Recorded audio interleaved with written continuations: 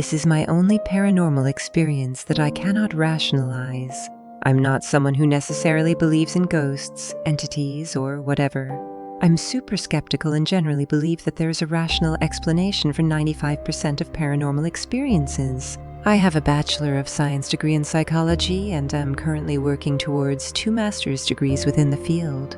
Due to my education, I'm familiar with the occasional abnormal nature of the human mind, auditory, visual hallucinations, delusions, etc., as well as the perceived mental health, diagnoses, and HAVE, substances that can contribute to these odd experiences. Just want to say that I was stone cold sober this day, and have never exhibited any sort of symptoms that would suggest the possible presence of a schizo spectrum disorder, a manic hallucination, etc. I definitely experienced this, and would love if anyone had a probable explanation. Here's some necessary context. This takes place in 2016. I was 17 years old at my best friend's house. We'll call him K. Just want to preface that weird things frequently happened at his house. It was a super old house in Kansas City, Missouri. The weird experience includes very loud and prominent footsteps, almost stomping, when no one else was home. His dogs suddenly becoming aggressive and barking towards empty random areas of the house. The shower turning on by itself, and on one occasion there were wet spots of bare footprints leading from the shower into the basement with no explanation. Regardless, I chalked these occurrences up to whatever rational explanation I could come up with at the time. Old house, lying, forgetfulness, shit happens. His family even found this weird room storage area under a trapdoor near his kitchen. It was a dirt floor area, probably 6 by 6 area, that was only 5 feet in height. You had to crouch while in it. They found a cot next to the concrete wall, which had tally marks drawn in chalk, along with some mounds of dirt and trash. They only opened it once and took pictures of the area, because it was creepy as heck, and they had better things to do. So here's my experience. It was around 6 p.m. or 7 p.m. and I had walked into Kay's house. No one was around, and I began to holler for Kay to let him and his family know I was there. There was no response, but I could hear Kay talking to his mother in the laundry room clear as day. The room was down the stairs into the basement, to the left and back. His room was in the basement, to the right and back. The whole basement area is a sort of U shape, with 2 separate rooms. I walk down the stairs and loudly announce that I am there. Still no response. I can hear their conversation get louder since I am in a closer proximity. 2 distinct voices which are clearly Key and his mom discussing regular stuff, school, work, things they need to get done. I decide to let them finish up their conversation and walk into his room to the right. Nothing is out of the ordinary. Their conversation continues in the other room, loud and clear. I stand alone in his room for a full minute or so, checking my phone. Then something weird happens. Their conversation just stopped. Not like a natural conclusion to a conversation, but like mid-word or sentence stopped. As if someone suddenly paused their conversation like a movie with a remote controller. I remember this aspect excruciatingly clear because of how unnatural and artificial it sounded and felt. After it stopped, I immediately felt the most deafening silence. My hair stood straight up, and my stomach felt heavy. I loudly called out for Kay, then for his mom multiple times. No response, just the heavy silence. I kept calling out their names and walked to where I could see the laundry room. There was no one. I was completely alone in the basement. Shit did not feel right. My fight or flight kicked in, and I bolted my ass up the stairs as fast as I could. I could feel my heart pumping in my throat. I frantically and quickly searched the house until I found Kay in his sister's room, with the door closed on the opposite side of the house. I immediately asked him if he had been downstairs talking to his mom. He replied that he hasn't been downstairs for the past few hours, and that his mom was out of the house running errands. Hearing that made my stomach drop to the floor and my skin crawl. What the heck did I hear then? I couldn't make sense of it. I thought he was messing with me. I repeatedly questioned him, and he calmly kept reassuring me that he was 100% telling the truth. His mother was definitely not in the house and hadn't been for over 2 hours. He always swore his house was haunted, and he had his own experiences there. So of course he believed me. It took me a while to be able to go downstairs again at his house, but that was the last and only time this ever happened to me. So, what the heck happened? How could someone or something mimic two separate people's voices so clearly and flawlessly, and make it sound like a natural conversation despite never occurring? How could someone or something stop the fabricated conversation mid-word so abruptly and unnaturally? Whatever this was, I don't know if it was trying to lure me into that room downstairs or if it was just messing with me to this day. I have no rational explanation, and just thinking about it makes my skin crawl. It just felt so unnatural and wrong. I have never met anyone who has experienced something like this.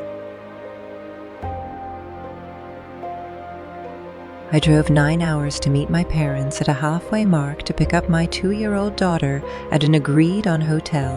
I assumed we were all going to stay there overnight since we both had such a long drive. When I had grabbed all her things, I asked, "Are you going to stay here too?" My dad said no, we are going to head back. I was a little disappointed, but I understood that they don't like hotels much. I checked in and went to our room. It was fairly late, but I don't sleep much at night. I am more of a night person. I turned the TV on and I was in my bed and my daughter was in hers. She fell asleep pretty quick, probably the car ride. I had all the lights off in the room. The only light was coming from the TV. I was sitting up against the headboard with my legs stretched out straight in front of me under the covers. All of a sudden, I felt something grab my toes, both feet at the same time. I quickly pulled my legs in toward me with my knees bent against my chest. I grabbed my phone and used the light on it to shine at the end of the bed. I didn't see anything. I sat there trying to look stoic, like I wasn't afraid. But inside I was screaming. I didn't want whatever it was to see me scared. After a few minutes of sitting there, acting like nothing just happened, I relaxed my legs and continued watching TV. Moments later, I felt pressure next to my leg, like a hand. Like someone was leaning their body onto the bed from the end of the bed with both hands down on the mattress. Then I felt pressure as if their left hand moved forward and pressed down. Then, what felt like their right hand moved forward and closer to my knee. Then their left hand moved forward. It felt like someone or something was crawling up to my face slowly and methodically. I could feel the palm push down first, then the hand rolled forward to the fingers. Imagine it like how a person walks heel to toe. The motion was very similar and very exaggerated. It was creepy and unsettling, like it was having fun. I flung off the blankets and jumped into my daughter's bed, hoping her innocence would save me. As I was facing the wall spooning her, I seen shadows go across the wall. I jumped up and turned the light on, frantically grabbing our stuff to pack up to leave. I went down to check out. It was about 4 a.m. The guy working said, "You are leaving early." I said, "Yeah, couldn't sleep by chance."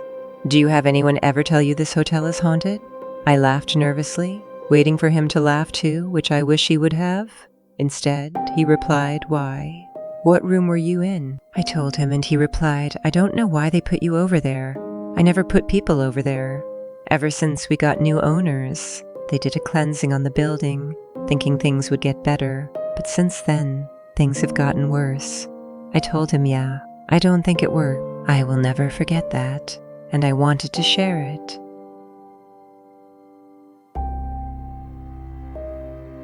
A coyote is a Spanish slang term for someone who smuggles illegal immigrants into the United States. In 2017, I lived in an apartment complex, and my next-door neighbor who I was good friends with told me a few stories from his time as a smuggler. In 2003, he and his friend were escorting 5 people, 3 men and a woman with a young daughter. They set out in the evening. The job seemed to be going well and they had covered a lot of ground. On the 3rd day, the woman with the daughter felt a sting on her left leg.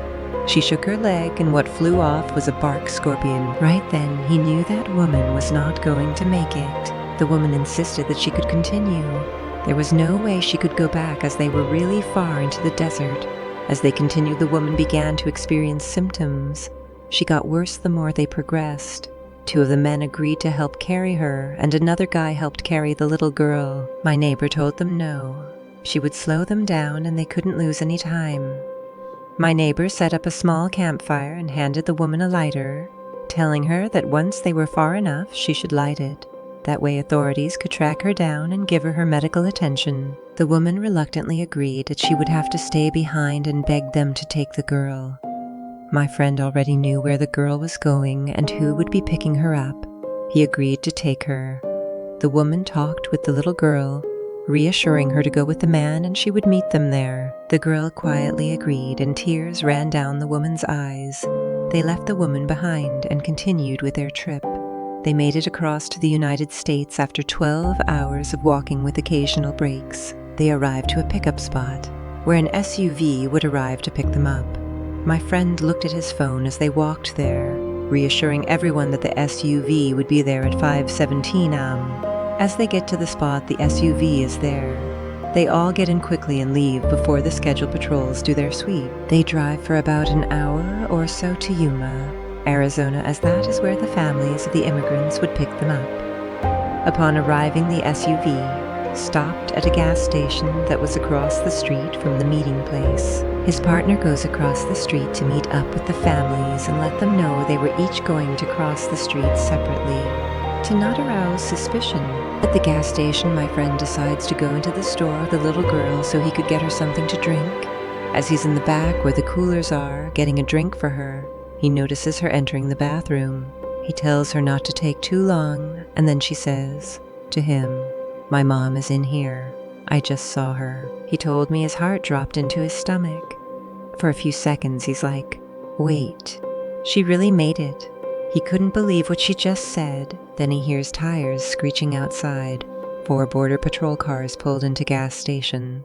Ford Rangers with 2 agents in each vehicle. All of the other people they were with who were outside ran like hell as more border agents arrived at the scene.